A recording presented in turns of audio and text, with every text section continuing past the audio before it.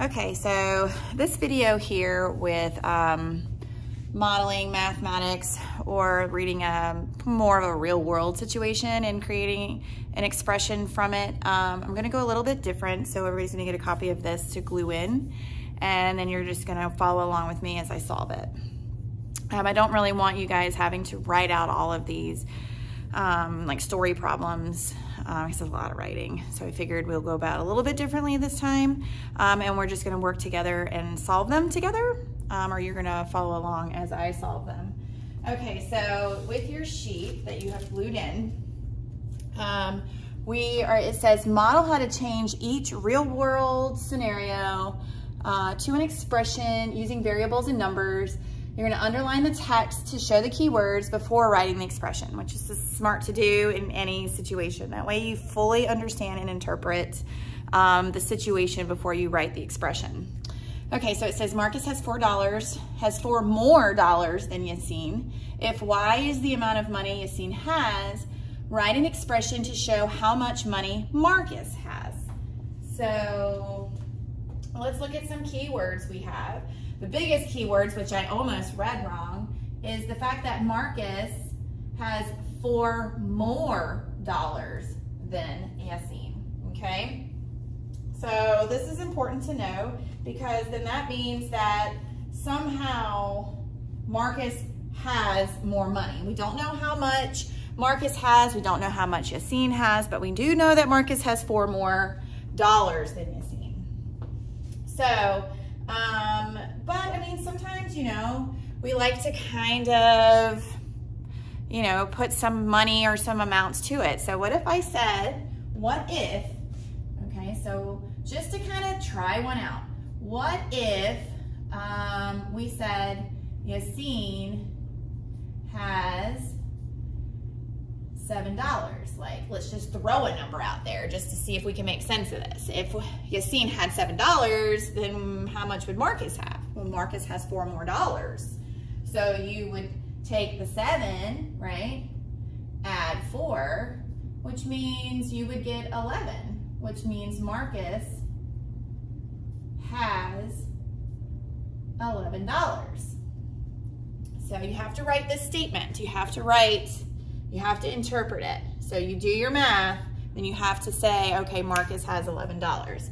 Now, so, well, the crazy thing is that we just made up an amount for Yassine. We don't know what Yassine has. So therefore, Yassine, okay, because this is what we don't know, this is what we keep making up, can be the variable, because it could be anything. So we're just gonna write a variable for Yassine. And typically, you know, I do like to use the letters, you know, that the variable that it represents, you know, so this variable is going to represent Yassine. So I'll write a Y. It makes sense, right? So you would say if Yassine had $Y and you added 4 to it, you would get Marcus's dollars. So that is a good expression to represent or to find out Marcus's amount. The next one, let's see, we move this up a little bit. Okay, it says Mario is missing half of his assignments. If A represents the number of assignments, write an expression to show how many assignments Mario is missing.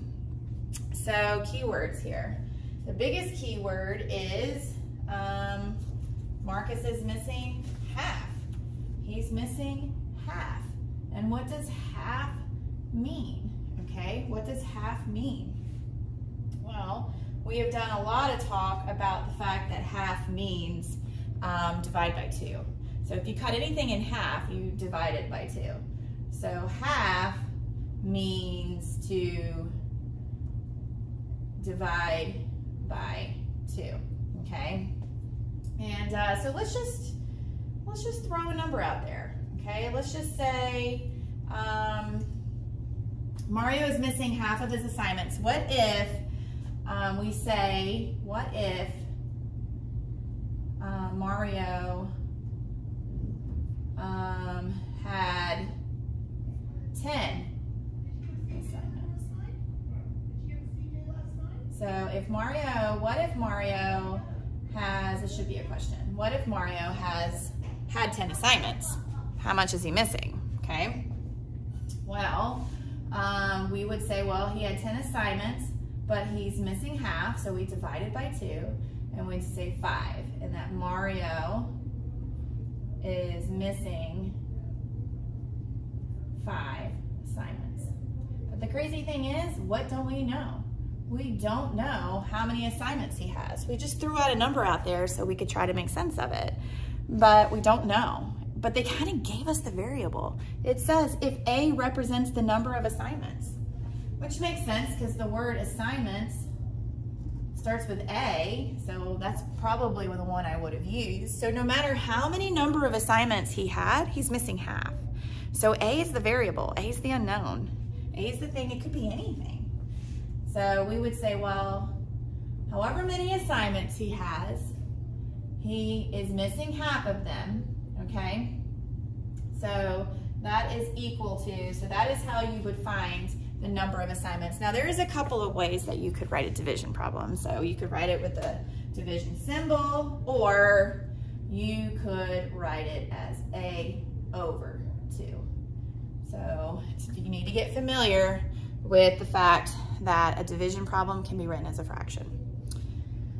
All right, not too shabby, not too shabby. Okay, next one says, Camilla's weight has tripled since her first birthday. This is very common. Babies grow very fast, so their weight increases as well. If W represents the amount Camilla weighed on her first birthday, write an expression to show how much Camilla weighs now. Keyword, her weight has tripled. So what does it mean to triple something? To triple something, you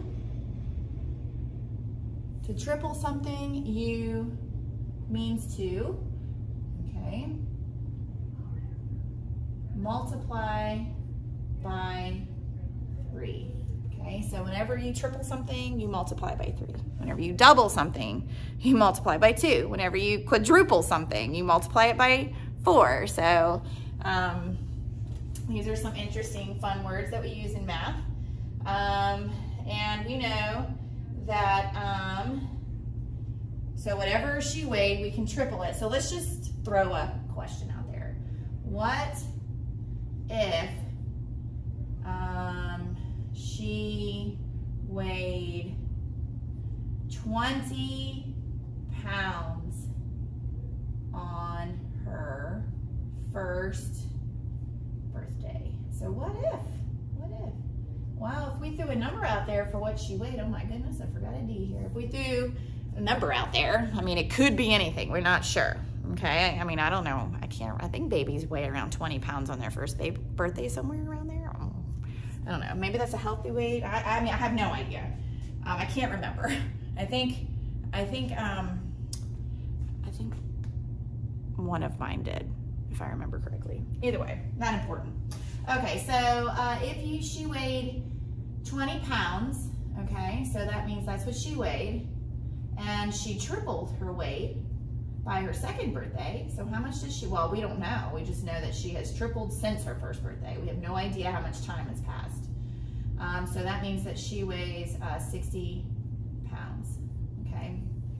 Currently she weighs 60 pounds. So Camilla weighs 60 pounds. But again, remember, this right here is the variable. We do not know what her weight is. We just know that whatever it is, we have to triple it, which means multiply by 3. So, so we are going to, instead of writing 20 or a number, we're going to write what they tell us, W. W represents the weight she weighed on her first birthday. So we're going to say W, okay, times 3. But there's a better, remember, we're learning to write expressions with the least amount of symbols possible. So the best way to write this is to take this and write it right next to the variable like that. So that simply is the expression, okay? This is the expression right here. These are the 2 possible ones for the second one. And this is the expression. You don't have to write the equals M. I just kind of added that there for you. But so, yeah. So we'll do more problems solving expressions.